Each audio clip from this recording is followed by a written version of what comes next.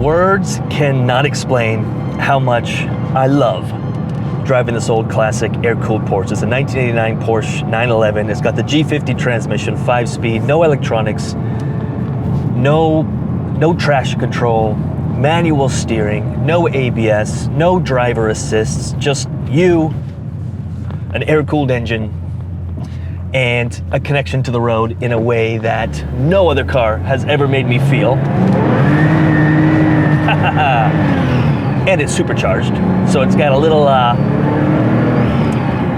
don't know if you can hear that. That's like there's a whistle to the supercharger, a little whine to the supercharger that just makes me smile every single time. I have driven so many cars. I've owned a ton of cars. I've driven, and owned supercars, sports cars, muscle cars. And the second, like within 5 seconds of driving this, I fell in love with a vehicle in a way that I've never fallen in love with a vehicle ever before. Every car I've ever owned, I've always kind of knew that I would probably replace it. I've never had a car that I've ever said or committed to, like, hey, I will keep you forever. This 89 Carrera, I know I will keep until the day I die. I'll be 98 years old and still driving this. Every time I'm going somewhere, I typically choose to drive this thing. I was trying to figure out why, and that's what I really wanted to make this video about, because on paper, it doesn't really make sense. Like if you look at the specs, if you look at the horsepower, if you look at the handling, if you just look at the numbers, there should be, many other cars that it would make more sense to have as the car. It's something that the numbers or the spec sheet just can't describe. And the analog feel, the way the gauges, the way the cockpit is set up, obviously the supercharger helps a bit, gives it a bit of, I don't know, that low end kind of grunt. Feels like you're driving maybe a bigger displacement motor, but there's something about it. I bought this car about 2 years ago on a whim. I saw it posted. It was on the east coast of Canada. I was kind of like, maybe I want it, maybe I don't. I kind of thought about it for a week or two. I kept trying to avoid the Facebook ad that I saw, pretending I didn't see it, but it ate at me. It kept me up at night. Finally, I contacted the guy. We worked out a deal. I had it shipped out here, sight unseen. I didn't inspect it. I really didn't know what was going to show up. And it showed up. I remember picking it up off the truck still. It showed up. I drove it off the transport truck. And I took it for a good 20-minute burn and instantly knew that I found the one. Now, as for what I've done to it, I've kept it mostly stock. The only slight modifications to it would be the Sparco steering wheel, suede, a little bit better feel than the big original Porsche steering wheel. I think it just fits and looks better. I put the Blue Punkt, I believe that's how you pronounce it, Bluetooth radio in there, but it looks very stock, very original. Like it's got the little cassette holder, but when you flip open the cassette holder, there's some USBs and some fancy electronics in there. The supercharger was actually installed by, I believe, if I have the story right, it was installed by the original owner, and in like 1993, and serviced ever since with the car. And then I did put on 17-inch kind of replica Fouche. I believe that the company that makes these wheels has like the rights to the Fouche brand or something, but they make 17-inch.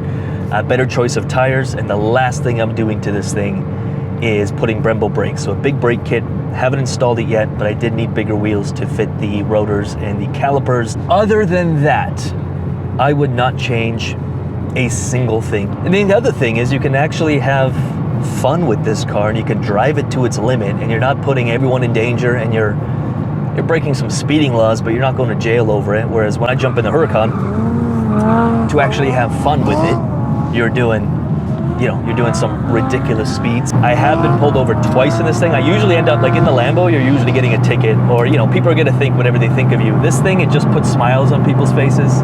And both times I've been pulled over, we ended up talking about the car.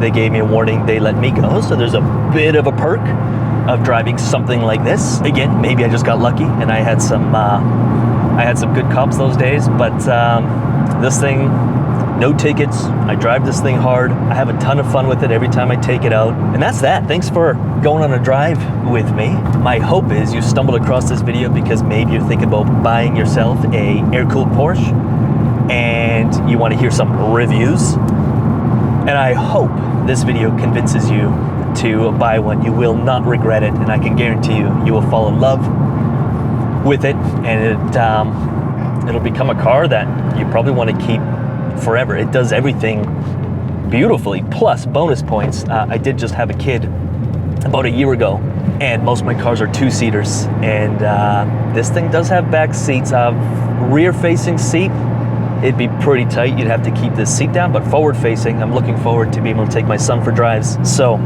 I say yes, buy one, get one.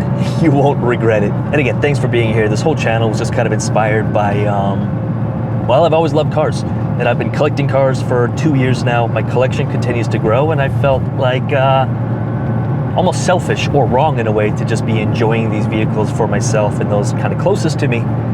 And I wanted to share my passion for all things two wheels, four wheels with you guys. So if you enjoyed this video, do give it a like, subscribe to this channel. We'll be doing a lot of fun adventures this summer. I got a 356 Speedster coming in. We're gonna be doing a 3,000-mile road trip along the coast down to California with it.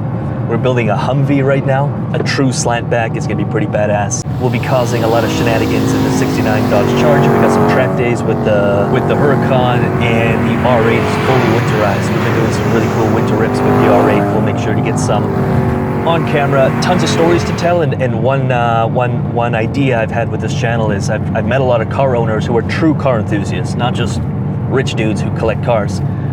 I wanted to bring them on and have them share their stories. They have such a interesting story with not only how they were able to get themselves into a place where they could afford those kind of toys, and all these guys are like humble beginnings from the ground up, but also they have personal connections with the cars that they buy, collect, and drive. So I want to bring some guests on. We're gonna have a lot of fun over the next few months building this channel. So if you feel like supporting, like this video, subscribe to this channel, and let me know in the comments if you want to see anything else. With that said, I'm gonna rip this thing for another 20 minutes, bring it back, and get back to work. Thanks for stopping by. Hope you enjoyed. We'll see you in the next.